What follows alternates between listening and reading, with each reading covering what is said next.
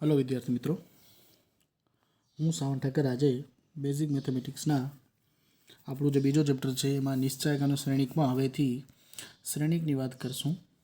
વધારે ઇમ્પોર્ટન્ટ કોઈપણ પરીક્ષા માટે કે કોઈપણ વસ્તુ માટે શ્રેણિક વધારે ઉપયોગી રહેશે। શ્રેણિક અને નિશ્ચાયકમાં બેઝિક ડિફરન્સ આપણે વાત કરીએ તો કે નિશ્ચાયક જે છે તે 2x2નો હોઈ શકે, 3x3નો હોઈ શકે કે 4x4નો હોઈ શકે। એટલે કે જેટલી રો હોય એટલી જ કોલમ હોય નિશ્ચાયકમાં, પણ શ્રેણિકમાં એવું ન હોઈ શકે। એમાં સમજી લો કે બે રો હોય તો એક પણ કોલમ હોઈ શકે, બે પણ હોઈ શકે, 3, 4 એટલે કે વેરિયેબલ હોઈ શકે છે। એવું નથી કે બે રો હોય તો બે જ કોલમ હોય, બરાબર। આ બેઝિક ડિફરન્સ એના વચ્ચેનો। પછી તમે એને ખાસ એની જે રચના કઈ રીતે કરી છે તો કે એ બરાબર, તો જે કાઉન્સ જેવી રીતે અંદર એને બતાવવામાં આવ્યો છે તો એ થોડોક અંદરની બાજુ વાળેલો છે। તો આ તો એક કે એને બતાવવાની રીત કઈ રીતે છે, બાકી પ્રોપર્ટીઝ મેન તો એ જ છે કે એની રો અને કોલમ સરખી ન પણ હોય તો ખરી જ, પણ ન પણ હોય તો પણ એને શ્રેણિકની પણ નિશ્ચાયક શ્રેણિક એને કહી શકાય છે। શરૂઆત કરીએ તો કે શ્રેણિકનો અદિશ વડે ગુણાકાર, multiplication of matrix by a scalar. અદિશ એટલે કે કોઈ પણ એક સંખ્યા, કોન્સ્ટન્ટ કોઈ પણ, બરાબર। એટલે શરૂઆત અદિશથી કરશું, પછી સદિશ પણ આવશે એના સાથે ગુણાકારમાં।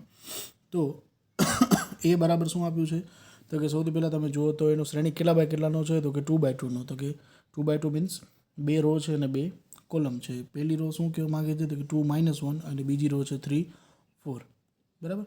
તો તમે એનામાં બેનો એના સાથે ગુણાકાર થાય છે, સમજી લો કે તો 2a બરાબર શું થશે તો કે બે જે છે એ બધા જ કોમ્પોનન્ટ સાથે બેનો ગુણાકાર થશે। શ્રેણિકમાં એવું નહોતું, શ્રેણિકમાં કોઈ પણ એક જ રો સાથે ગુણાકાર થતો એનો, પહેલી, બીજી કે ત્રીજી કે જે પણ રો હોય એના સાથે ગુણાકાર થતો। પણ શ્રેણિકમાં શું થશે તો કે બધા જ કોમ્પોનન્ટ જેટલા છે, 2x2માં કેટલા કોમ્પોનન્ટ આવે, 4 કોમ્પોનન્ટ આવે, બરાબર। 2 - 1 3 અને 4 કેટલા થયા, 4। તો બધા સાથે એનો ગુણાકાર થશે। 2ની જગ્યાએ 2 × 2 શું થશે 4, -1 × 2 એટલે -2, 3 × 2 6 અને 4 × 2 8, બરાબર। તો આ બની જશે। એવી જ રીતે સમજી લો કે તમને 1/2 એ કરવો હતો, મતલબ કે જો એ જે છે એનો બધા કમ્પોનન્ટ છે એના શું થશે તો કે ભાગાકારમાં શું આવી જશે, 2 આવી જશે। એટલે 2/2 એક આવશે, -1/2 થઈ જશે, 3/2 થશે અને 4/2 મીન્સ 2 બની જશે। એવી રીતે 3/3નો પણ તમને આપ્યો હોય, તમને અહીંયા આપ્યો જ છે તો કે પહેલી રો શું છે એની 3 2 1, બીજી છે 0 - 1 0, ત્રીજી છે 2 7 - 5। તમને એમ કહેવા માગે છે કે આ જે છે એને -2 સાથે ગુણાકાર કરો। તો બધા કમ્પોનન્ટ શું થશે, -2 સાથે મલ્ટિપ્લિકેશન થશે। -2 × 3 એટલે -6, -2 × 2 -4, -2 × 1 -2, 0 સાથે ગુણાકાર થાય તો શું થાય, 0 જ બને। -2 × -1 +2, -2 × 0 0, -2 × 2 -4, -2 × 7, બરાબર। એવી રીતે -2 × -5 શું બની જાય, પ્લસ। એટલે આ બેઝિક તમને માહિતી આપવા માટેની આ વસ્તુ આમાં આપેલી છે। હવે આગળ બીજા આપણે એમાં થોડાક એના શ્રેણિકના ગુણધર્મો જોઈ લઈએ, એટલે તમે આગળ જઈને કોઈ પણ ડાઉટ રહે નહીં, બરાબર। પેલી થિયરી સમજવી જરૂરી છે। ક્રમનો નિયમ પહેલાં કહેવા માગે છે કે તમે શ્રેણિકનો ગુણાકાર કરો, બરાબર। હવે શ્રેણિક સાથે શ્રેણિકની ગુણાકારની વાત કરીએ છીએ, જેવી રીતે એ જોતા હતા એવી રીતે બી પણ સમજી લો કે 3/3નો જ આવે છે, બરાબર। તો ક્રમ બદલી નાખો તો a + b મતલબ a + b કરો કાં b + a કરો તો કાંઈ ફરક પડે તો કે ન પડે, બરાબર। તમે એમાં ક્રમનો નિયમ લગાડી શકો।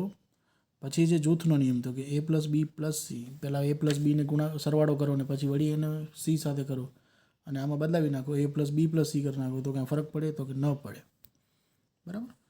પછી k સાથે ગુણાકાર કરો તો કાંઈ ફરક પડે, એને અલગથી સરવાળો કરો તો કે ન પડે।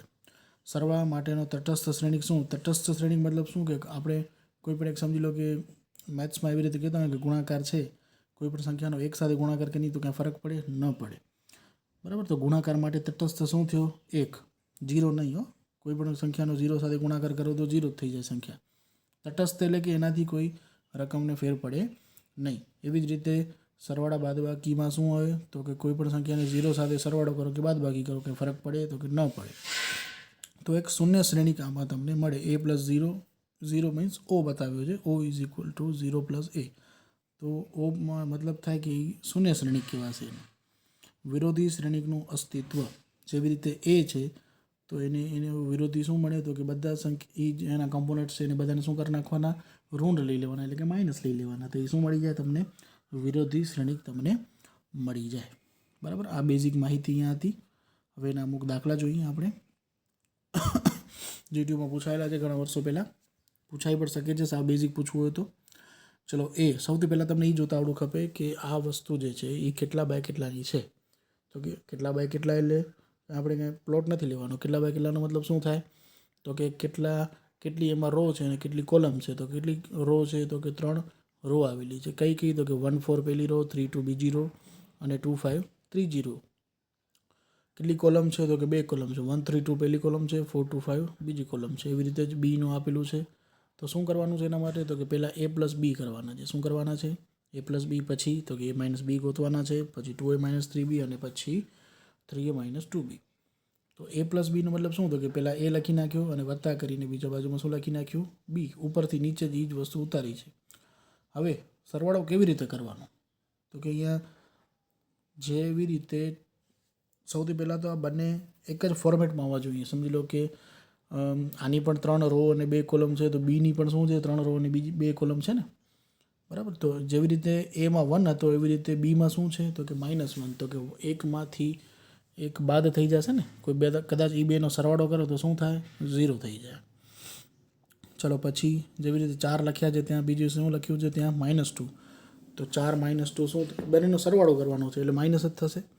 4 - 2 એટલે કે 2 આવશે ત્યાં કને. ચલો હવે નીચે જોઈએ બીજી રો અને પહેલી કોલમમાં તો કે શું છે તેના પર 3 છે અને બીજામાં બીમાં શું છે તો કે 0 છે. તો 3 અને 0નો સરવાળો 3 જ થશે. પછી તો કે 2 અને 5, બરાબર, સિમિલર ગોતવાના છે બે એકબીજાના એવાના જેવા. ઈ સ્થાન ઉપર શું છે એના ઈ જ જોવાનું છે. 2 અને 5નો સરવાળો 7.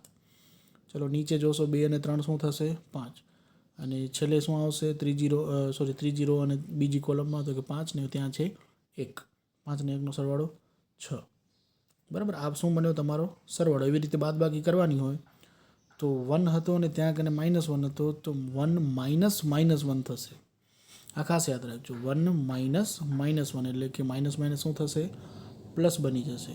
એવી રીતે 4 - -2 એટલે કે માઇનસ શું બની જશે, પ્લસ બની જશે. બરાબર છે. એવી રીતે જ બધા સ્ટેપ તમને લેવાના છે અને a માઇનસ બી પણ તમારું કમ્પ્લીટ થશે ત્યાંથી. હવે 2a - 3b આપ્યા છે. તો 2aનો મતલબ શું, તો સૌથી પહેલાં a ને 2 સાથે ગુણાકાર કરવાનો.